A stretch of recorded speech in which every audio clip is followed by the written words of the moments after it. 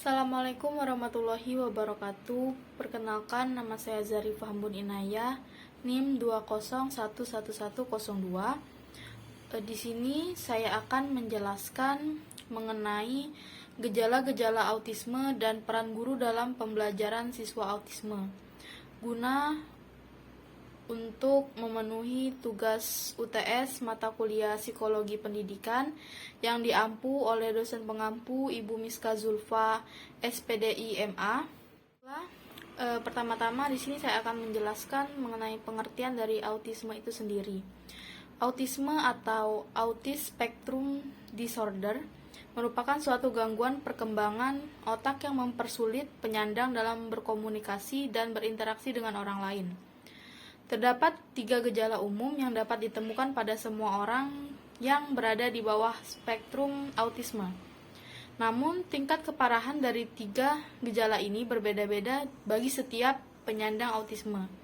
Ketiga gejala ini antara lain yang pertama, kurangnya keterampilan sosial, yang kedua, kesulitan berkomunikasi, yang ketiga, gangguan perilaku.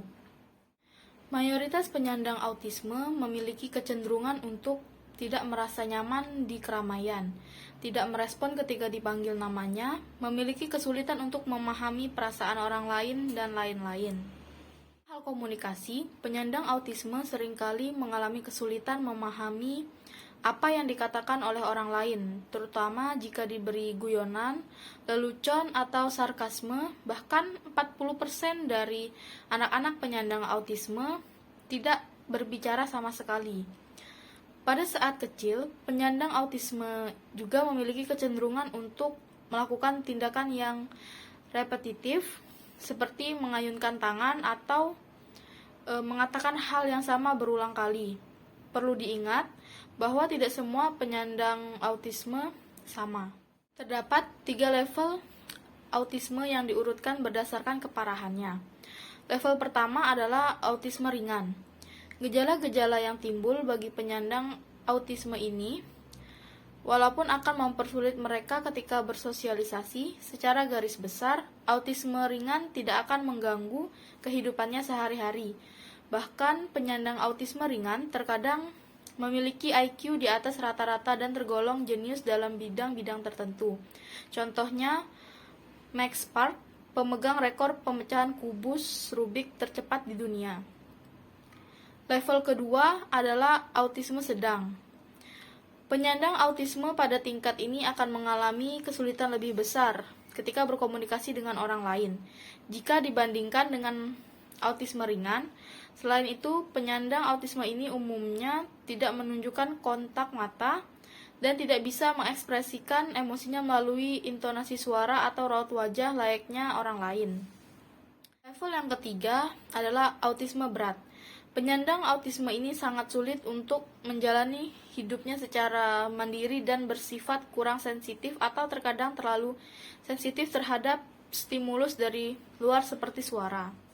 Diperkirakan penyandang autisme di Indonesia mencapai 2,4 juta orang dan timbul pada laki-laki sebesar 4 kali lebih banyak dibandingkan dengan perempuan. Sebab pasti dari autisme ini sendiri hingga kini tidak diketahui. Keambiguan dari autisme inilah digabungkan dengan frustasi yang dirasakan orang tua ketika anaknya menyandang autisme menyebabkan timbulnya berbagai macam teori konspirasi mengenai autisme. Salah satunya adalah mitos bahwa vaksin menyebabkan autisme. Vaksin tidak menyebabkan autisme. Berbagai studi epidemiologi skala besar telah membuktikan bahwa tidak ada hubungan antara vaksin dengan terjadinya autisme. Besarnya peranan genetik pada timbulnya autisme juga membuktikan bahwa seseorang penyandang autisme kemungkinan besar terlahir dengan autisme. Autisme merupakan kondisi seumur hidup, namun hal ini bukan berarti penyandang autisme harus sengsara seumur hidupnya. Dengan gabungan terapi dan lingkungan yang suportif, penyandang autisme dapat mengurangi gejala-gejalanya dan menjalani hidup yang bahagia. Hal yang terpenting yang perlu dilakukan oleh orang tua adalah mengidentifikasi autisme sejak dini, paling tidak sebelum anak memasuki TK. Yang perlu dipahami oleh orang lain adalah cara berpikir dan cara seseorang penyandang autisme memandang dunia luar berbeda. Dan berbeda bukan berarti salah. Begitu banyak orang berusaha untuk memaksa penyandang autisme untuk bersikap dalam tanda kutip normal. Namun, inilah yang normal bagi mereka untuk sekarang dan selamanya. Oleh karena itu, mungkin saja kitalah yang justru harus memperbaiki diri sendiri dan bersikap lebih akomodatif dan suportif terhadap sesama. Kemudian, peran guru dalam pembelajaran siswa autisme. Peran guru yang penting dalam mendorong pembelajaran siswa adalah meningkatkan keinginan siswa atau motivasi untuk belajar.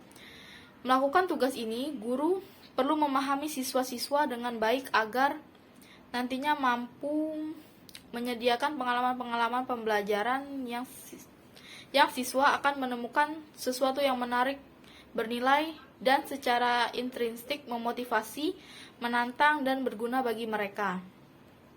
Guru yang efektif adalah mereka yang selalu memperdalam keahliannya bermanfaat untuk murid luar biasa yang dididiknya. Keefektifan guru dapat dilihat dalam dua aspek, yaitu banyaknya tujuan pembelajaran yang dicapai oleh murid dan pola pengajaran yang berhubungan dengan belajar seperti waktu, tenaga, dan usaha yang dicurahkan oleh guru. Guru sebagai pengajar dan pendidik di sekolah memiliki peranan yang ganda, yaitu membantu orang tua anak autisme di sekolah dan membantu terapis atau pembimbing dan pelatih dalam program pelaksanaan gangguan autis. Tujuan terapi pada gangguan autis adalah untuk mengurangi masalah perilaku, meningkatkan kemampuan dan perkembangan belajar anak autisme, terutama dalam hal penguasaan bahasa, dan membantu anak autisme agar mampu bersosialisasi dalam beradaptasi di lingkungan sosialnya. Guru perlu belajar untuk menangkap perilaku positif yang ditunjukkan peserta didik, lalu segera memberi hadiah atas perilaku tersebut dengan perhatian dan pujian.